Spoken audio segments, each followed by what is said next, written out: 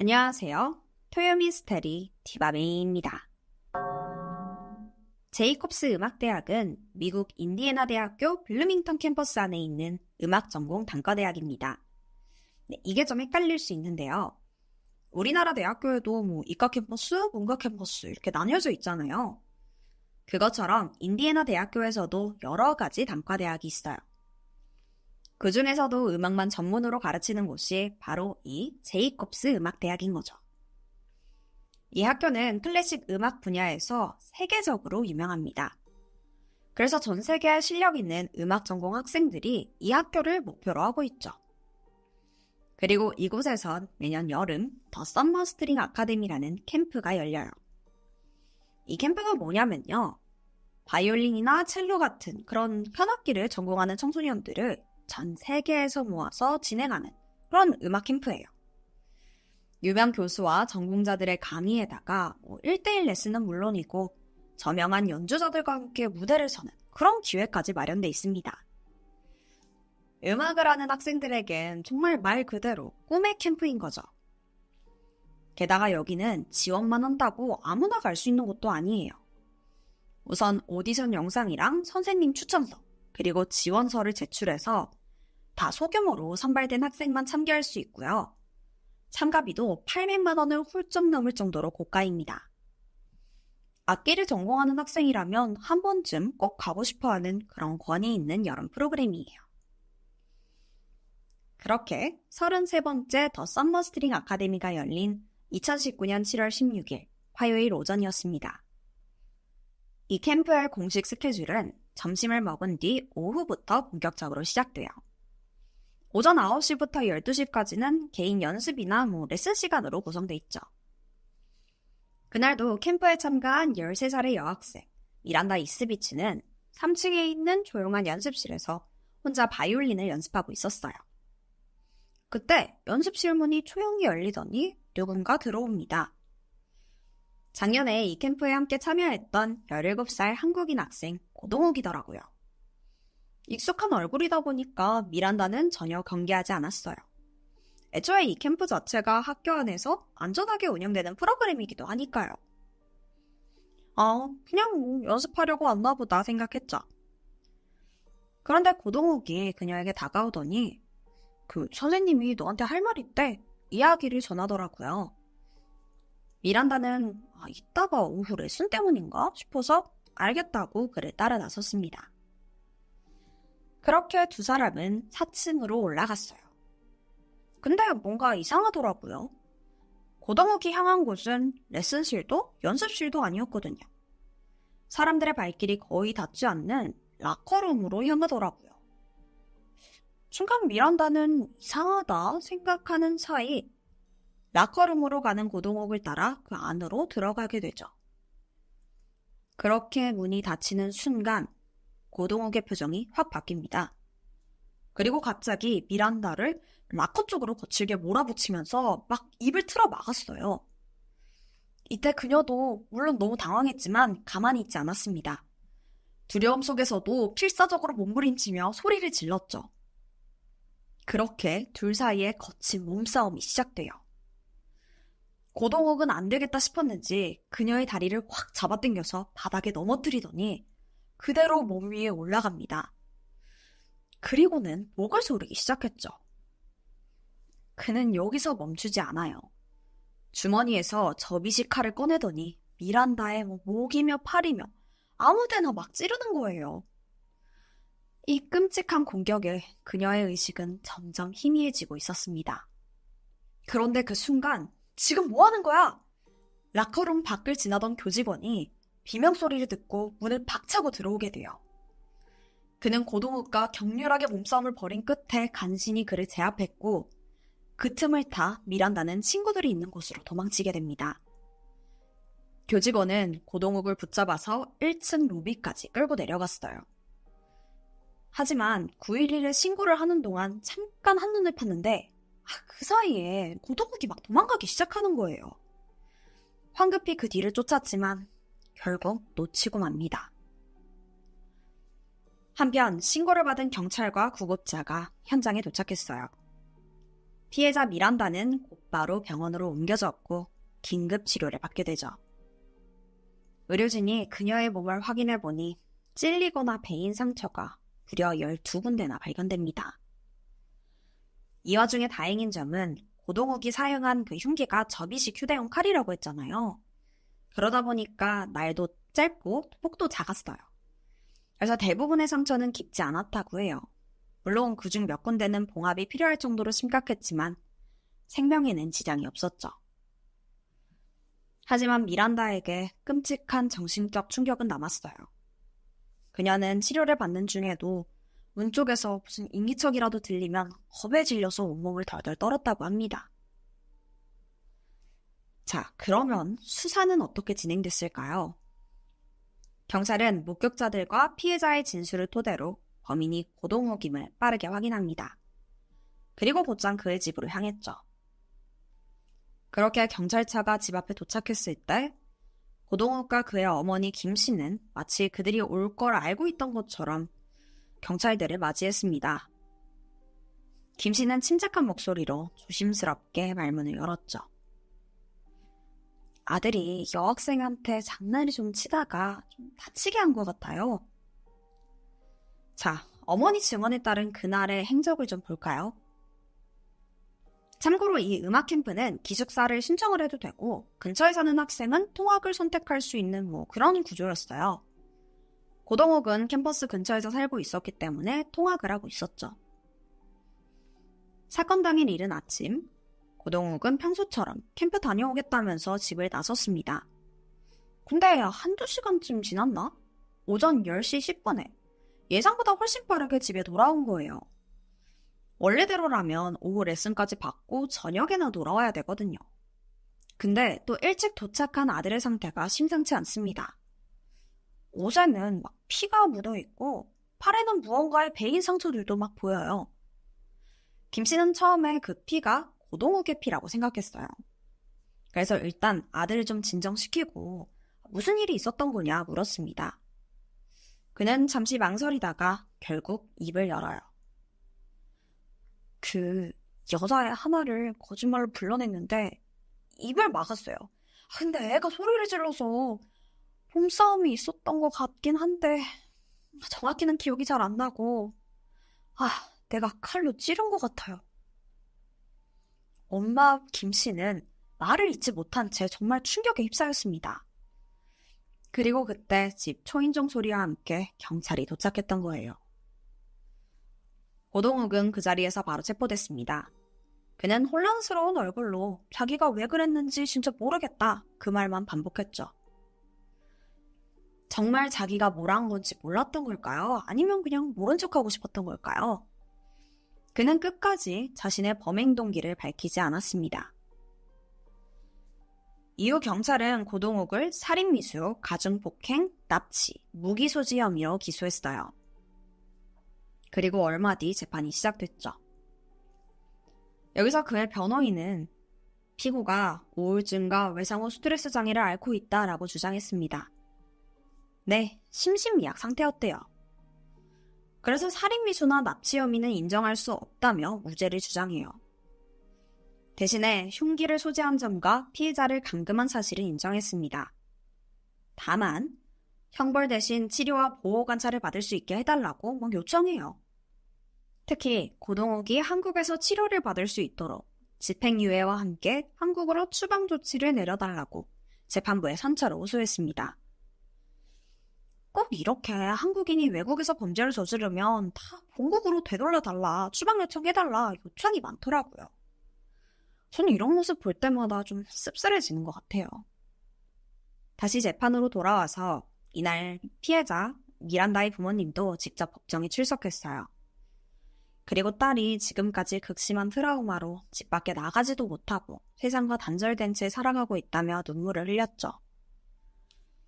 딸이 다시 사회에 나올 수 있도록 고동욱에게 종신형을 선고해 그를 영원히 격리해 주길 간절히 부탁했습니다. 자, 그러면 결과는 어떻게 나왔을까요? 배심원단은 고동욱에게 흉기를 이용한 감금과 상급 중범죄 혐의에 대해 유죄 판결을 내렸습니다.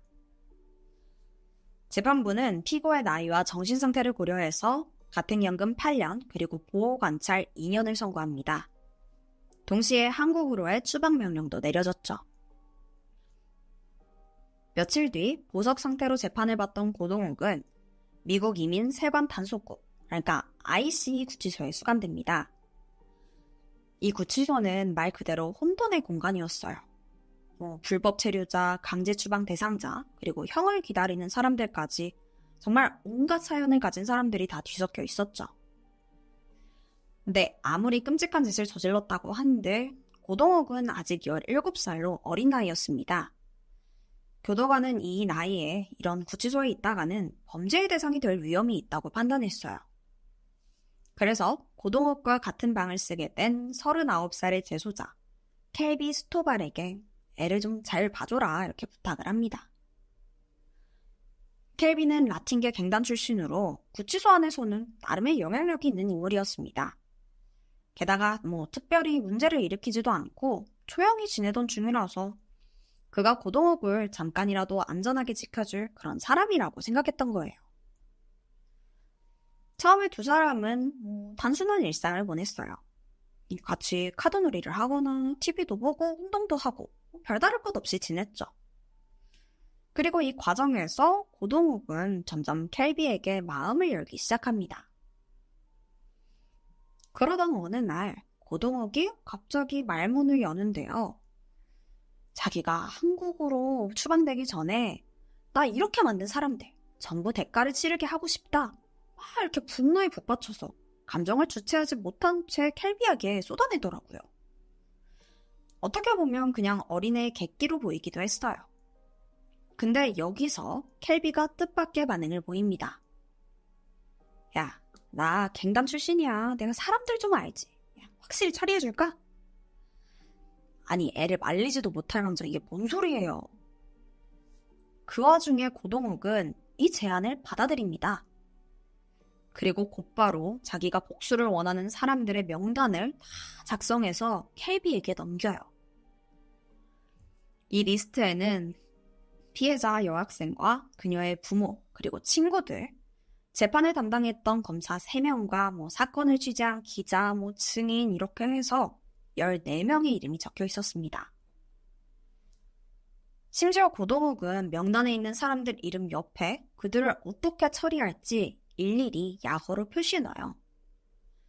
Terminate on site, 보이는 즉시 제거할 것. Smash on site, 보이는 즉시 박살내버릴 것. Disable on site, 즉시 불구로 만들어버릴 것. 다 이런 식이에요. 켈비도 처음에는 그냥 어린애의 허세에 섞인 둥투리? 이 정도로 여겼던 것 같아요. 근데 어느 순간 그도 이상함을 느낍니다. 아니, 이야기를 나누면 나눌수록 애 눈빛이나 말투가 너무 진심 같은 거예요. 누군가를 진짜로 막 해치고 싶어 한다는 걸 직감적으로 느꼈죠. 켈비는 곧바로 교도관에게 이 사실을 알립니다. 그리고 고동욱이 작성한 살인청부 리스트를 넘겼고 모든 상황에 대해서 상세히 진술했어요. 아니 근데 이럴 거면 애초에 왜 이런 살인 계획을 동조하듯이 말한 걸까요? 어쨌든 교도관은 즉시 이 정보를 상부에 보고했고 경찰과 검찰이 청부살인 혐의에 대한 공식 조사에 착수합니다. 그리고 고동욱의 진짜 의도를 더 정확하게 파악하기 위해서 켈비에게 협조를 요청했어요. 그에게 도청장치를 부착해주고 고동욱과 좀 계획적으로 대화를 유도해라 지시합니다. 켈비는 그에게 교묘하게 접근했고 고동욱은 전혀 의심하지 않았죠. 그리고 자기가 복수하고 싶은 사람들과 또 그들을 어떻게 죽이고 싶은지 이전보다 더 구체적이고 잔인하게 털어놓기 시작해요. 켈비는 경찰이 위장한 인물을 살인을 대신 처리해줄 킬러다라면서 소개했고 고동욱은 그 인물과 직접적으로 살인 계획을 더 상세히 모의하게 됩니다. 이 과정에서 계약금이 얼마네 이런 것까지 다 정했고요. 그리고 이 모든 대화는 전부 녹음되고 있었습니다. 자, 이렇게 결정적인 증거를 확보한 검찰은 2021년 12월 수방 대기 중이던 고동욱을 2급 살인 음모 혐의로 재기소합니다. 그리고 곧이어서 그의 두 번째 재판이 열렸죠. 자, 여기서 변호인은 17살짜리 애가 구치소에서 좀 주눅 안 들려고 허세를 부린 것뿐이다. 진짜 사람을 해치고 싶어 했던 건 아니다 라면서 주장합니다. 하지만 검찰은 단호하게 반박했어요. 고동욱은 청부살인 명단을 직접적으로 다 만들었고 어떻게 고민하고 죽일지 다 약어까지 만들었죠. 게다가 2만 달러의 수고비까지 정확하게 금액을 정해서 협의했다는 점을 들어서 이건 허세가 아니라 명백한 살인 의지라고 다시 한번 꼬집었습니다. 치열한 법정 공방 끝에 결국 법원은 검찰의 손에 들어줬어요. 고동욱의 청부살인 교사 혐의를 유죄로 인정했고 징역 24년형을 선고했습니다. 또한 앞서 선고됐던 8년의 가택연금형은 징역으로 바뀌어서 고동욱은 총 32년의 형기를 복역하게 됐죠. 그런데 이 사건을 둘러싸고 조금 아이러니한 장면도 있었습니다. 고동욱이 유일하게 마음을 열고 의지했던 그 수감자, 켈빈은 정보를 넘긴 대가로 형량 감면을 받아서 징역형 대신 6년의 가택연금형을 선고받게 돼요. 이걸 두고 일부 사람들은 켈비가 형량을 줄이기 위해서 고동욱을 이용해 사건을 더 부풀린 건 아닐까 의문을 제기합니다. 실제로 수감자들이 형량 감면이나 보상을 노리고 다른 수감자들의 말을 막 과장하거나 꾸며내는 경우도 적지 않게 벌어지거든요. 켈비 역시 고동욱에게 일부러 접근해서 살인 계획을 유도한 건 아닐까 이런 시선도 존재해요. 물론 이건 어디까지나 추측일 뿐이죠. 여러분은 어떻게 생각하시나요? 켈비의 행동이 정의 실현을 위한 협력이었을까요? 아니면 개인적인 이익을 위한 계산된 제보였을까요? 근데 이 모든 논란과 별개로 13살 소녀를 향한 고동욱의 범죄는 어떤 이유로도 정당화될 수 없는 건 사실입니다. 그날의 공포는 피해자에게 평생 지워지지 않을 상처로 남았을 거예요. 게다가 유도가 됐건 어쨌건 본인 입으로 피해자와 주변 인물들을 살해해달라고 말한 건 사실이잖아요. 녹음본도 전부 존재하고요. 이 부분에서 보면 그가 사회에서 격리당한 게 어찌 보면 다행이다라는 생각도 드네요. 제가 준비한 스토리는 여기까지입니다. 그럼 저는 다음 영상으로 찾아올게요. 지금까지 토요 미스터리 디바베이였습니다. 안녕하세요. 토요 미스터리 디바베이입니다. 미국 테네시주 핸더슨빌에 사는 21살의 로렌 에이지는 활기차고 꿈도 많은 대학생이었습니다. 어려서부터 운동을 좋아했고 또 체조대회에 나가서 자주 입상할 정도로 재능이 있었죠. 춤도 잘 춰서 뮤직비디오에 출연한 경력이 있을 정도예요. 게다가 공부도 잘합니다. 대학에 진학해서는 범죄학을 전공하며 새로운 분야에 도전하고 있었어요. 그러던 2015년 7월 중순, 로렌이 엄마 셰리에게 친구 한나와 웨이크 페스트라는 그 행사에 가도 되는지 허락을 받게 돼요. 웨이크 페스트는 매년 열리는 웨이크 보딩 대회로 3일간 아마추어 선수와 프로 선수들이 토너먼트 형식으로 진행하는 대회였었고요. 심지어 이번에 집에서 차로 한 2시간 정도 걸리는 꽤 가까운 센터힐 호수에서 개최가 되더라고요. 이게 완전 타이밍이 딱 좋은 거예요. 이 대회가 경기뿐만 아니라 또 파티로도 유명했었는데 아무래도 3일 동안 열리는 경기다 보니 수많은 젊은 팬들이 근처 캠핑장이나 오두막에서 아예 투숙을 한다고 합니다.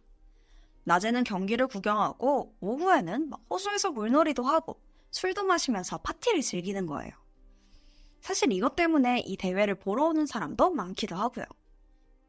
엄마는 딸이 3일 동안 젊은 남녀가 혼숙하고 총일 술 마시는 파티에 가는 게 좀 못마땅했어요. 그래도 친구 한나랑 간다니까 좀 고민을 했죠. 사실 한나랑 로렌은 엄청 친해서 주변에서 쌍둥이 아니냐라고 할 정도였거든요. 그리고 로렌이 자기가 오두막 숙소 잡고 한나랑 둘이서만 진짜 안전히 지내겠다면서 엄마를 설득하는 겁니다. 항상 자기 할 일도 잘하고 또 약속도 잘 지키는 딸이 이렇게 간절히 부탁하는데 엄마도 별 수 없었죠. 결국 위험한 행동은 하지 않겠다고 꼭꼭 약속하고 그제서야 딸을 보내주게 돼요. 2015년 7월 24일, 로렌은 친구 한나와 웨이크 페스트가 열리는 센트럴 호수로 향했습니다. 그런데 호수에 보니까 일행이 더 있더라고요. 바로 한나의 남자친구 아론 릴리, 그리고 그의 친구 크리스 스타우트였죠. 로렌은 좀 당황했어요. 분명히 한나랑 둘이서만 온다고 했었는데.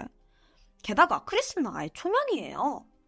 그런데 한나는 별일 아니라는 듯이 전에 내 남자친구 봤지? 아론. 그리고 여기는 내 남친 친구 크리스야. 아니, 숙소도 같이 써야 되는데 솔직히 불편하죠. 근데 이미 여기 호수에 도착했고 또 로렌 엄청 기대하면서 왔었거든요. 그래서 일단 예약한 오두막에 가자 하는데 한나가 숙소 예약을 안 했대요. 그리고 캠핑장으로 향하는데 경기라는 호수가 사실 좀 꽤 컸거든요. 그래서 그 안에 작은 섬이 있을 정도예요.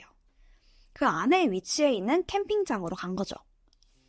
그래서 카누나 보트로만 출입이 가능한 위치에 있었었고요.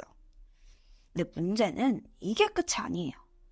로렌은 당연히 그 오두막에서 지내는 줄 알고 텐트 안 챙겼죠? 그런데 한나가 텐트를 달랑 한 장 가져온 겁니다. 그러면서 자기는 남자친구랑 둘이 쓰고 싶대요. 그러면 로렌은 그냥 밖에 해먹을 치고 자야 되는 거예요. 로렌은 가져온 텐트도 없고 이제 와서 숙소를 다시 구할 수도 없었어요. 어쩔 수 없이 크리스랑 근처 바위 기슭 나무에다가 해먹을 걸고 3일간 지내기로 합니다. 근데 여기가 마을이 그 바위 기슭이지 거의 절벽이에요. 한쪽 높이가 한 10m, 또 다른 한쪽은 27m나 되는 꽤 높이가 있는 곳이었죠. 여기에 해먹을 걸고 자기에는 좀 위험해 보이긴 하죠. 그런데 여기선 이 절벽에 해먹을 설치해도 아무도 말리지 않습니다. 이벤트 특성상 물가다 보니까 안전요원들이 있기는 했지만 참가자들도 관리 인원들도 이런 숙소 문제에 대해서는 크게 신경 쓰진 않았던 거예요. 어찌저찌 이렇게 잠잘 곳은 해결하고 다음 날인 7월 25일 로렌과 친구들은 본격적으로 파티를 즐기기 시작해요. 하루 종일 막 호수에서 수영도 하고 술도 마시고 신나게 놀았죠. 그렇게 한참 놀다가 다음 날인 7월 26일 새벽 그제서야 텐트로 돌아오게 됩니다. 다들 골아 떨어졌고요. 그렇게 한 몇 시간쯤 잠들었을까? 해가 떴고 한나는 잠에서 깨게 돼요. 그리고 친구 로렌이 잘 쉬나 확인하러 갑니다. 사실 자기가 텐트에서 잔다고는 했지만 내심 밖에서 재운 게 미안했거든요. 그렇게 친구가 있는 해먹을 확인하는데 로렌이 없어요. 한나는 혼자서 자고 있는 크리스를 깨워서 아니 내 친구 어디 갔냐 물어봤죠? 근데 크리스도 전혀 모르는 눈치더라고요. 그러면서 하는 말이 새벽에 로렌이 혼자 일어나는 건 봤는데 어디 갔는지는 잘 모르겠대요. 그냥 잠결에 어디 가나 보다 슬쩍 화장실 가나? 하고 다시 잠에 들었다고 합니다. 한나도 그러면은 금방 들어오겠지 하고 무심코 주위를 둘러보는데 저기에 로렌의 지갑, 핸드폰, 심지어 신고 왔던 슬리퍼까지 남아있더라고요. 근데 이 물건들은 어디 갈 때 꼭 필요한 소지품들이잖아요. 친구들은 혹시 로렌에게 무슨 일이 생긴 거 아닐까 걱정되기 시작합니다. 하지만 이때 따로 신고를 한다거나 별다른 조치를 취하지 않고 그냥 기다리기로 결정합니다. 그리고 이때 로렌의 실종을 눈치챈 사람이 한 명 더 있었어요.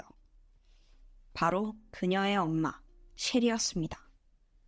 둘이 매일 통화하고 연락을 이어왔는데 26일부터 전혀 답이 오지 않았던 겁니다. 아니 오후가 되도록 딸하고 통화가 되지 않자 불안함에 몇 번이나 전화하고 계속해서 문자를 남겨두고 있었죠. 그리고 같은 시각 센터힐 호수에서 보트 낚시를 하던 주민이 뭔가 이상한 것을 발견하게 돼요.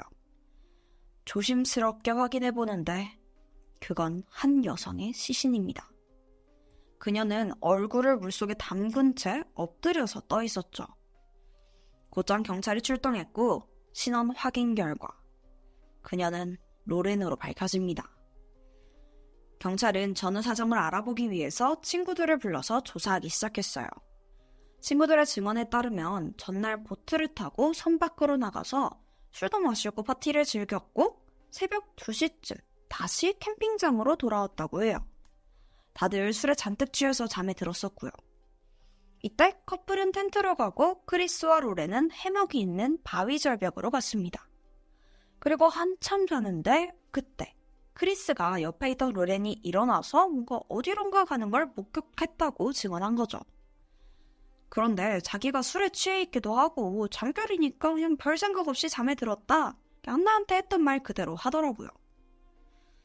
그러고 보니까 전날 로렌이 한 말이 생각났다면서 경찰한테 따로 전하는데 그게 이따 새벽에 누군가를 만나기로 했다라는 말을 흘려가면서 했다는 겁니다.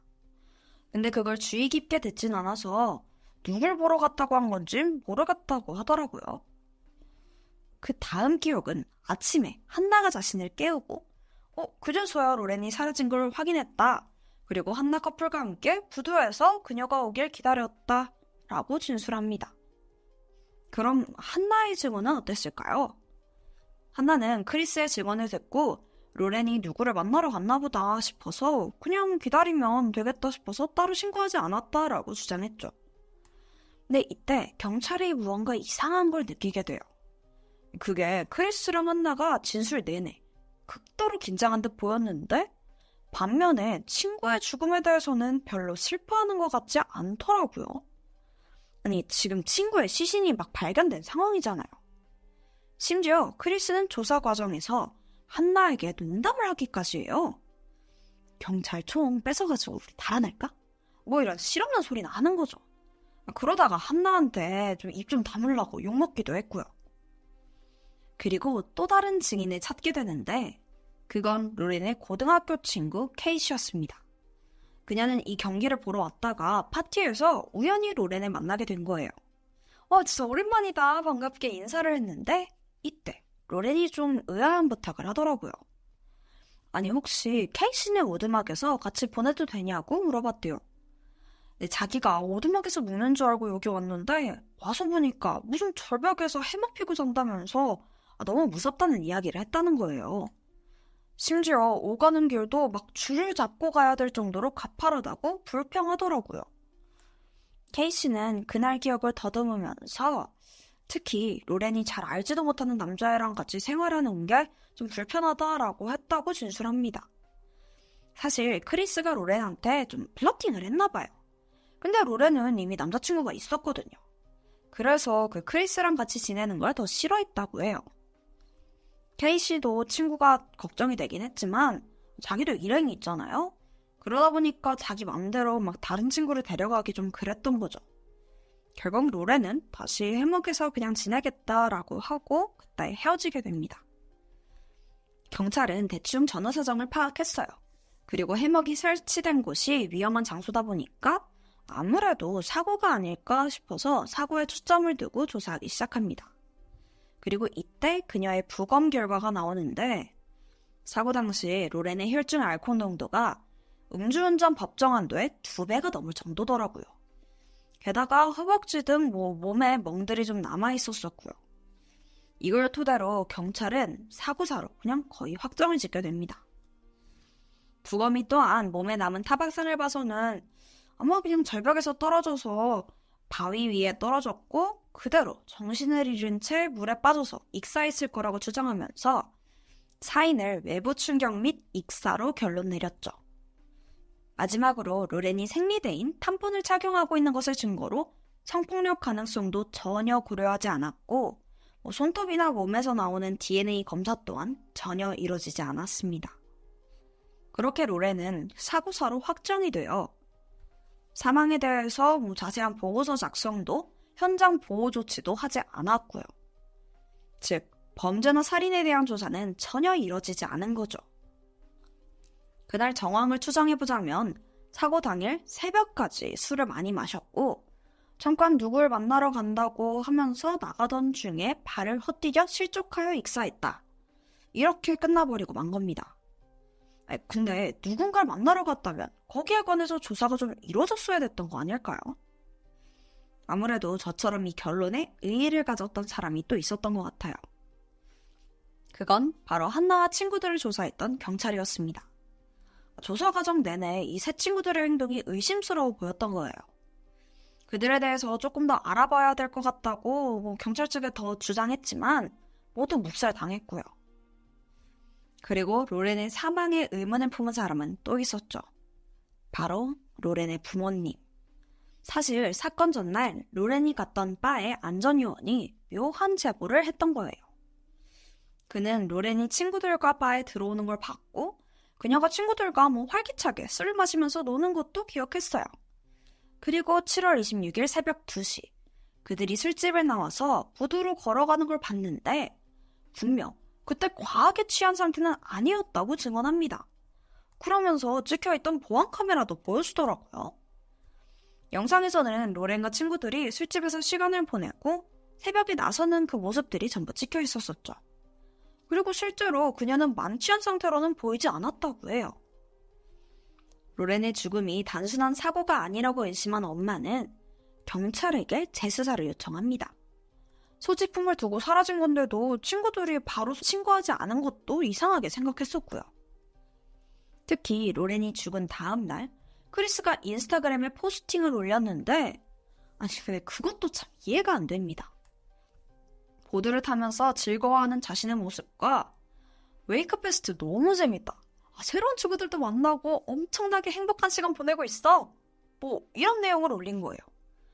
엄마는 친구가 죽은 다음 날 이런 포스팅을 인스타에 올린다는 걸 도저히 이해할 수가 없었어요. 하지만 경찰의 입장은 변함이 없었습니다. 다들 그녀의 죽음을 불행한 사고 정도로 간주해요. 몇 번이나 요청을 해도 전부 거절당했고요.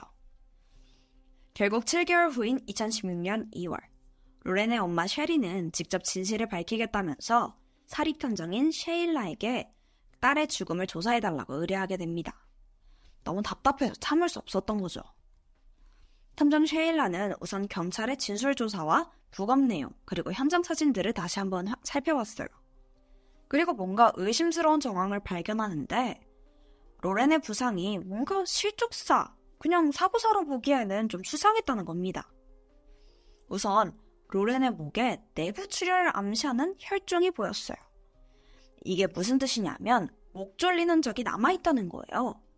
그리고 이때 충격적인 사실이 하나 더 밝혀지는데 알고 보니까 로렌의 폐에서 애초에 물이 발견되지 않았다는 겁니다. 그러면 익스다가 아닌 거잖아요. 자, 셰일라는 살해 가능성에 초점을 두고 다시 수사를 시작합니다. 그리고 로렌의 몸에서 수상한 흔적들을 추가로 발견하게 돼요. 우선 양쪽 허벅지에 각각 한 개의 멍이 남아있었는데 이건 누군가 그녀를 무릎으로 이렇게 누를 때 발생한 걸로 추정됩니다. 그러니까 몸을 완전히 이렇게 결박하고 있던 걸로 보이죠? 이게 끝이 아닙니다. 가슴에 물린 듯한 흔적이 남아있었는데 이건 성폭력의 흔적으로도 볼 수 있어요. 그리고 등에는 다리를 들어서 이렇게 끌고 갈 때 생긴 듯한 상처도 남아있었었고 마지막으로 그녀의 배에 세모난 그 멍 같은 흔적이 남아있더라고요. 근데 그 상처는 카누 끝부분 모양이랑 일치한 겁니다. 그리고 로렌이 절벽에서 굴러 떨어졌다고 하면은 낙하로 인해서 심한 멍이나 찰과상 그리고 바위에 베인 것 같은 상처가 남아있어야 정상이거든요. 그런데 약간의 멍은 있었지만 추락에 의한 부상이라기엔 너무나 경미한 상처만 남아있는 겁니다. 그녀의 옷 또한 바위에 의해서 찢기거나 훼손된 흔적이 없었고요. 또 이상한 점은 그녀가 실족해서 호수에 떨어졌다고 하더라도 물의 흐름상 시신이 발견된 장소가 아니라 아예 반대쪽으로 향했어야 했다고 해요. 증거를 토대로 정리한 탐정 셰일라의 추정은 이래요. 로렌이 누군가에게 성폭행을 당할 뻔했고 이때 그녀가 격렬히 저항하니까 범인이 목 졸라 살해한 겁니다. 그리고 그 후에 시신을 땅으로 이렇게 끌고 가서 카누에 실어서 강에다가 유기한 거죠. 이런 상황일 때 제일 의심 가는 사람은 아무래도 그날 같은 해먹을 썼던 크리스잖아요. 그래서 당일 함께 있던 친구들을 찾아서 다시 그 탐정이 인터뷰를 진행했는데 다들 우리 3명은 그 죽음에 전혀 상관이 없다 딱 잘라 말합니다. 그러니까 이 정황 증거로는 너무나 수상한 점이 많아요. 그런데 물적 증거가 없는 거죠. 법적으로는 처벌할 수 없는 거예요. 결국 엄마는 한나, 아론, 크리스 이 세 명에게 $10,000,000의 소송을 제기하게 됩니다. 로렌의 죽음에 고의적으로든 또 방관을 했든 어떻게든 책임이 있다고 주장한 거예요. 하지만 판사는 로렌의 사망이 사고가 아니라는 확실한 증거가 없다면서 이 재판을 모두 기각하게 돼요. 엄마는 절망했죠. 하지만 포기하지 않고 꾸준히 소송을 진행했다고 합니다. 그렇게 2019년 마침내 항소법원은 3명의 친구들이 로렌의 사망과 관련이 있다고 판단했고 그들을 상대로 소송을 제기할 수 있다고 결정하게 됩니다. 하지만 마음처럼 일이 풀리지 않아요. 확실한 증거가 없다 보니까 진행도 더디고 또 이게 어머니한테 부담이 됐던 것 같아요. 결국에는 소송을 취하하고 맙니다. 2015년 사건이 발생하고 경찰이 사고사로 결론을 지은 후 계속해서 로렌의 죽음에는 의문이 제기되고 있지만 아직까지 단 한 차례도 재수사가 이뤄지지 않았습니다. 과연 로렌은 실수로 절벽에서 실족해 호수에 빠져 사망한 걸까요? 아니면 엄마의 주장대로 누군가의 범죄로 인해서 사망한 채 사고사로 위장된 걸까요? 언젠가는 그 진실이 밝혀지길 바랍니다. 지금까지 토요 미스터리 디바메이였습니다.